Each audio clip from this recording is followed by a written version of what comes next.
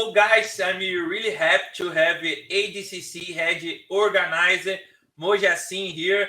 Mo, it's a pleasure to meet to talk to you. Thank you for accepting the invite. Thank you for having me. It's an honor. Thank you so much. Let's start. Mo, what's the big goal for ADCC with these opens that you are doing around the world? Yeah, so as of now, ADCC has always been seen as an event every 2 years, big show and stuff like that. So for me, I want to push ADCC across the globe, and I feel the best way to do that is through these opens. So myself, I have launched USA, Canada, Mexico, and Brazil is coming in July. Myself, so that's the goal: is to push ADCC, push the sport on a global scale, and that's my objective. And the ADCC Open Brazil is so close, is near. How's going on? Yeah, I mean, to be honest, our registration numbers are looking very good. After I went to Brazil last year for the trials, it stuck in my head. One thing I noticed is the Brazilian competitors and the fans are very, very passionate. And I know the ADCC rule set will be very, very popular in Brazil. The competitors like, tough matches, physical matches, and I think it's going to do very well in Brazil. Do you have a plan to do another edition for ADCC in Brazil, main event? It's possible. For me, I mean, obviously Brazil is a big market. We did the World Championship in 2015 there. The issue that the hard part is this. The shows that I'm doing for the World Championship, they're crazy. These things cost more than $1 million. So it's about getting that kind of audience, and I need that revenue to do the show. So that's the challenge. I know Brazil will bring in the numbers like anywhere else, but right now, for me, based on what I've been looking at, the US is the easiest market to do it. We're charging a lot of money for these tickets. Last time, our most expensive tickets were $400 each, and it sold out in 4 minutes. So that's the challenge. But in the future, anything is possible. Brazil is a very big market. And you are one of the persons that put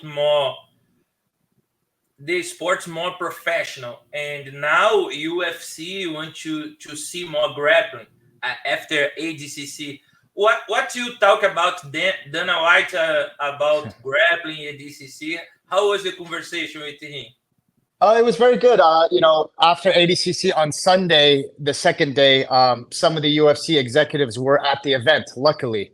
So they saw it in person and they couldn't believe it. The crowd, how big it was for a grappling event. So they asked, I went and saw Dana White the next day. We sat down, we had a very long conversation, and he was very impressed with the way things are going. And he understands too that grappling is one of the fastest growing sports in America and in the world. So, and now you're seeing everyone's coming now. One Championship is doing grappling events, UFC. So, for me, I want to grow ADCC in the whole sport. So I'm happy. And Mo, you saw the grappling is growing a lot, and now we are in the community talk about no gi and gi. What separates the popularity between the gi and the no gi grappling for you? It's a good question. You have to understand, no gi is a much easier product to sell to average viewers. Gi, it takes a much higher understanding. When you look at someone, in the gi, it's hard to understand what's going on with the grips and stuff like that. So I think no gi is an easier product to sell. But at the same time, they could grow gi too. I think other organizers have made a big mistake for a very long time, and they didn't go for any entertainment value for the show. You can't just go after jiu-jitsu fans. This is a mistake, okay? If you really want to grow, you have to get average people to come and watch your shows. That's why I go heavy on production.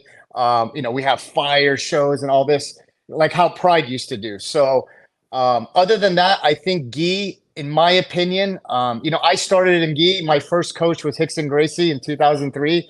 People Nice. people think I hate the gi. It's not true at all.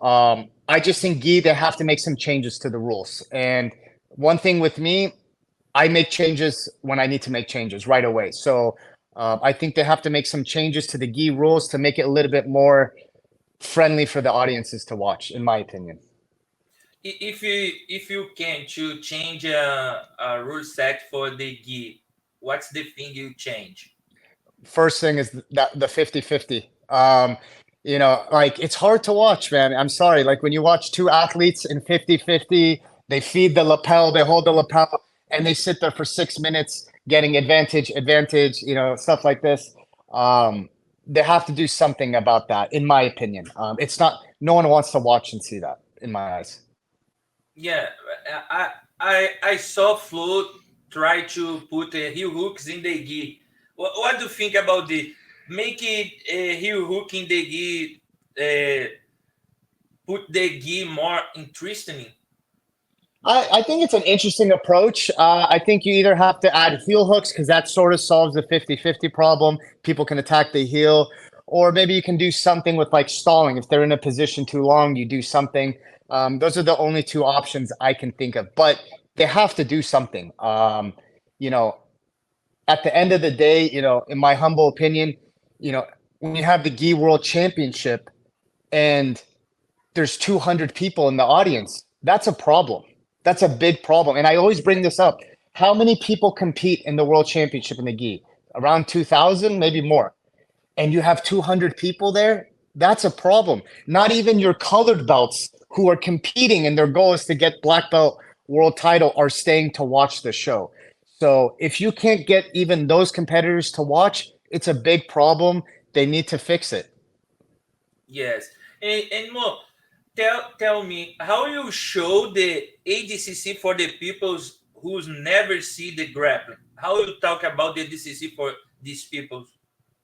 Yeah, I mean, to be honest, the best feedback I ever had at ADCC was some lady come to me, middle-aged lady, says like, I never seen grappling in my life. My son asked me to come. I had an amazing time. So if I can make someone who doesn't even know the sport have a good time, I'm doing something right. That's how you're going to grow. You can't just go for grappling fans. Grappling fans are going to follow you no matter what. So trying to entertain the fans is what we do. That's why we go so big on marketing, production, countdown videos, and create people. You have to have the audience engage with the athletes. And by the way, I tell my athletes all the time, like, because they're very bad too. A lot of the athletes, when they do interviews, like boring, they talk like this. Yes. You don't have to be trash talker. That's why I always tell them, like GSP was not, George St. Pierre was not a trash talker at all. And he was one of the most famous guys, but you have to show passion.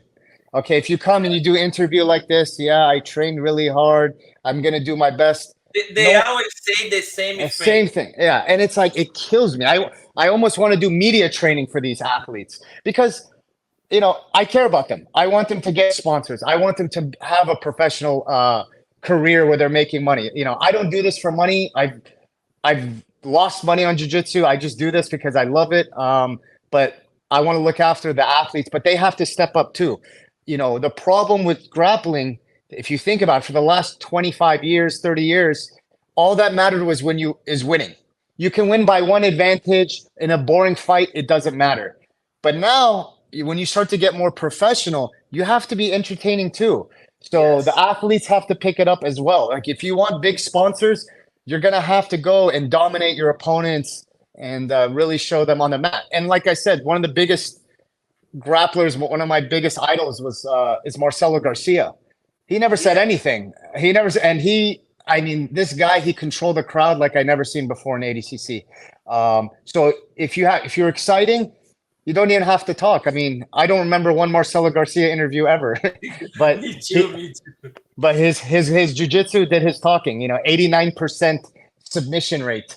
It's crazy in ADCC. Yes. Talking about the last edition was the big edition for ADCC 2022. And how was the big problem you had faced to do the big event? I had a lot of problems. First was COVID because we were supposed to be 2021. And then, trying to do Galval against Gordon. I mean, for more than 2 years, everyone's like, no way you're going to do it, blah, blah, blah, impossible. So it was very challenging.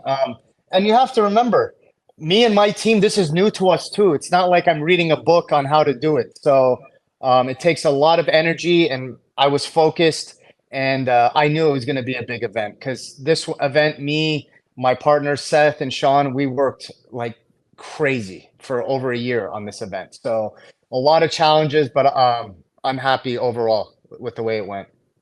And for the 2024, what's the major goal for ADCC? What's your preparation for the fans?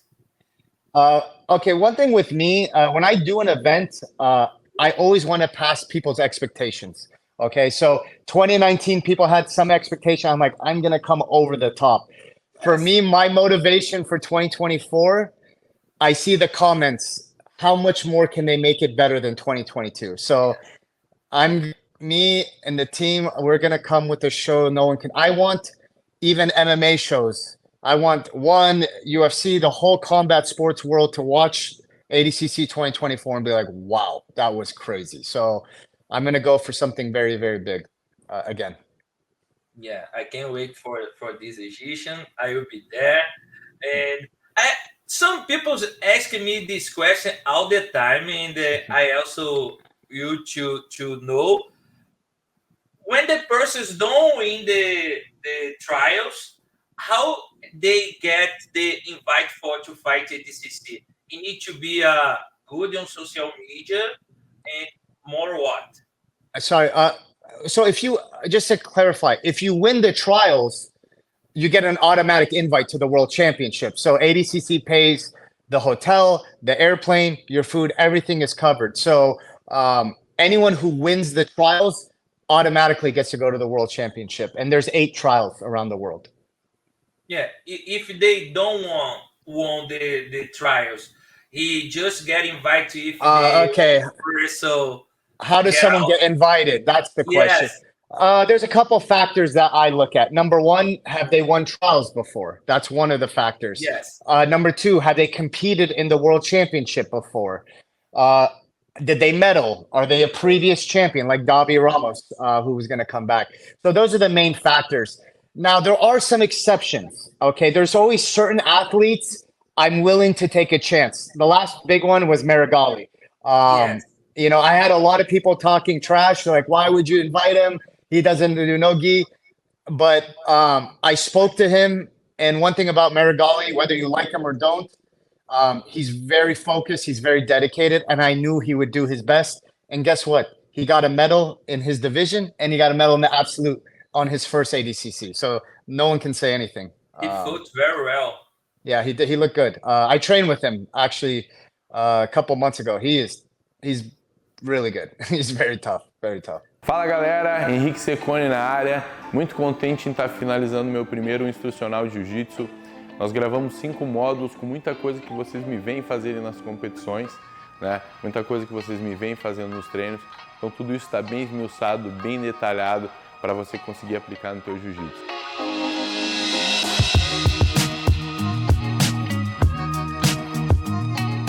Fico muito contente em estar sendo o primeiro atleta a gravar com a BarraJiu Protect, uma plataforma que vai ganhar muito espaço no mercado do jiu-jitsu digital, valeu? Então não perde tempo, entra lá, segue a BarraJiu Protect, fica atento que tudo isso vai estar disponível logo para você.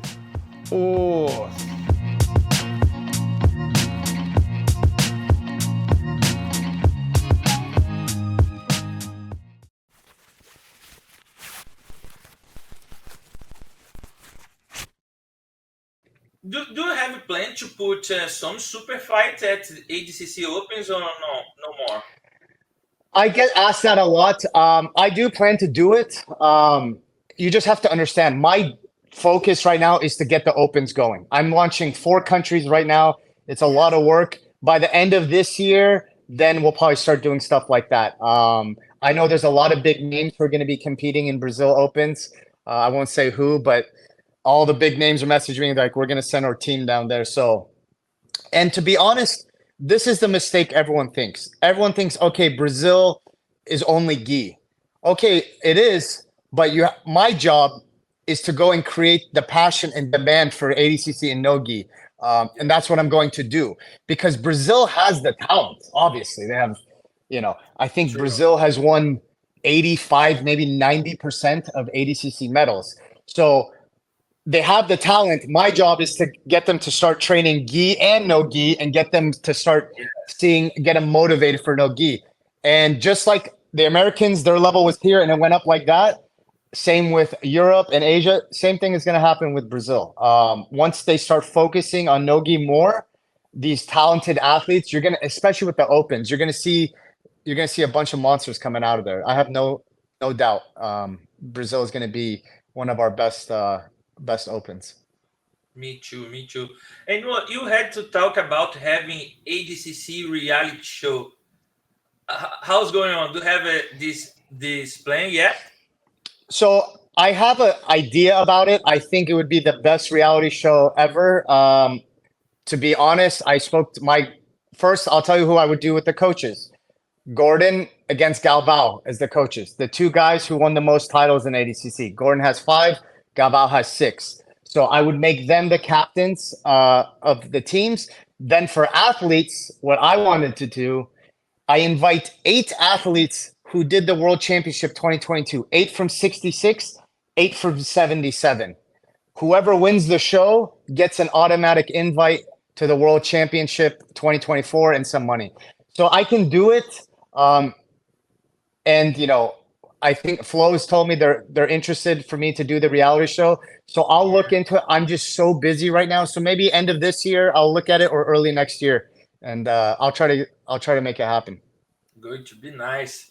And today we have the Gordon as a most dominant athlete in the world. For the future, who can be the next Gordon Ryan in your vision? Who could be the next Gordon Ryan? I mean, there's a lot of talented young athletes that are coming up. The ones that pop in my head, Mica Galvao. Obviously, this kid I trained with him in Brazil.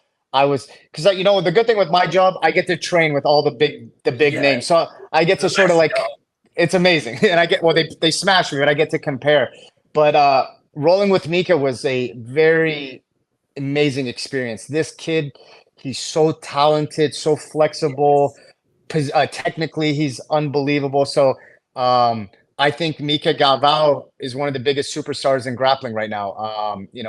He's got most of Brazil is behind him, so he's big. The Rotolos obviously are very talented. So let's see. But what Gordon has done in grappling it's unbelievable. To be honest, it's unbelievable. Yeah, he made a lot of change for the grappling. I saw Meregali talking about Gordon in one interview and he said that Gordon changed the grappling. Well, in your vision, what's the point that Gordon make a big change for the grappling scenes? I mean, I've known Gordon since 2016, so I knew him from when he was just starting his career, and then I saw him go like that. He understands promotion, he understands the game, but at the same time, anyone can talk, but he's backing it up. And the thing with him is he does crazy challenges. Like, I have never in my life seen anyone in ADCC doing a super fight and then asked to do the division as well. That's a lot of pressure. And, it's crazy. And then he's fighting Nicky Rod and then Galvao back to back in the same day. It's crazy. So he likes to put himself out there. He likes to challenge himself. And like I said, whether you like him or you hate him, it is helping bring eyes to the sport. More eyes is more sponsors. So it's sort of like Conor McGregor. A lot of people hate him, but he's bringing eyes and he's bringing. Love him or hate him, he brings the audience. He makes a lot of things different, and it's not a small thing. But I always see Gordon Ryan push all the time when he's going to fight. The other athletes, they never push about it, promote himself. I don't understand why. You are 1000% right. One thing with Gordon, I know the reason organizers like him, he always does extra. If you ask him, oh, you need to do this, he's going to do double, triple that. But you're right. I yell at the athletes all the time. I'm like, guys, you have to get your audience to engage with you. They have to know you. So I tell them, posting videos of you training, even what you're eating for breakfast, this is the key. And they don't do it. And then they go and they cry when they don't get sponsors. Your fans have to feel like they know you. And little things like I tell them, your breakfast, what you eat today, your training, what are you doing post-training, what techniques you're working on. These kind of constant content is very important. And I tell the athletes all the time, but you're right. They're like, I have to do one post. I'm just going to do one post. Do more. Why not? Yes. No, don't do nothing. Do the work. You need to work it outside the mat. I think the athletes they think, oh, I just came here and need to fight. Just no more think about this. Exactly. And what's it called? At the end of the day, you have to look at it from a business standpoint, as an organizer. So if an athlete is going to make, let's say, $5,000 for a fight, then you have to go and help the organizer sell tickets and promote. This is your job. And by the way, all professional sports do this. You think NBA basketball players, half their time is promotion, and it's in their contracts and stuff like that. So this is the challenge, is going from an amateur sport slowly to more professional. Everyone has to get more professional. The organizers, the coaches, the athletes, everybody. Yeah. And now I want to know your opinion about one thing. Doping in Jiu-Jitsu. That's the question I want to know, how you think. What do you think about doping tests in Jiu-Jitsu? Yeah, I mean, it's a very hot topic right now. I've answered this many times. Adcc has never tested. It's not on the top of my priority list. If you want my honest opinion, I think the only real way to drug test in any sport is random drug testing. Okay. No offense to the previous people. If I know when I'm going to get tested, which day I'll get tested, I'll pass. I can take PEDs, performance enhancing drugs. I'll pass that test every single time. Okay. If you know what you're doing, people can pass that test. So for me, the only real way to effectively drug test is random drug testing when they show up to your house, something like that, or your gym. That's just my honest opinion. Because, I know what goes on in the sport. People talk to me and stuff like that. I know people who've passed tests who weren't clean. So that's just my honest opinion about it. Yes. And Mo, I want to say thank you for the time. And for finish, say a message for Brazilian grappling fans. Yeah. Thank you to all the Brazilian fans. I had an amazing time in Brazil last year. It is the most passionate, crazy fans I've ever seen out of any country. The competitors, it's an amazing experience. I tell all the Americans, like, if you ever get a chance to go and compete in Brazil, trust me, go there. It's crazy. It's the fans really get behind their athletes. So I love it. I have a lot of respect for Brazil. Obviously, Brazil created Brazilian Jiu Jitsu. So I have a lot of respect for them. And, I'm going to do my best to put on the best possible events in Brazil. I have a lot of respect. That's the birthplace of our sport. It's always a pleasure to me, Mo. Thank you so much. And sorry for my English. No. I'm improving and can't wait for the next one. Count to it, Jeff, comunica. Okay. Thank you so much for having me. I appreciate it. And what's it called? Just stay tuned and watch what happens the next 2 years. It's going to be amazing. See you, Mo. Take you. Take care, brother. Thanks for the interview. I will improve my English more and can't wait for Adcc. Essa é uma estrutura incrível, eu nunca tinha visto aqui no Brasil. Então, BarraJiu Protec é pioneira no assunto.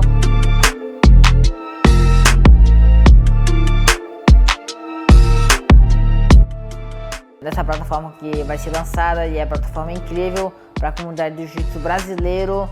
Vai ter vários cursos meus, curso do Fabrício, curso do Mica, e a gente está aqui para agregar no conhecimento de vocês. Então fiquem ligados aí na BarraJiu Protec, segue já a página, acompanha no YouTube, Facebook, Instagram, TikTok, porque vai ser uma grande plataforma e vai ser a maior do Brasil.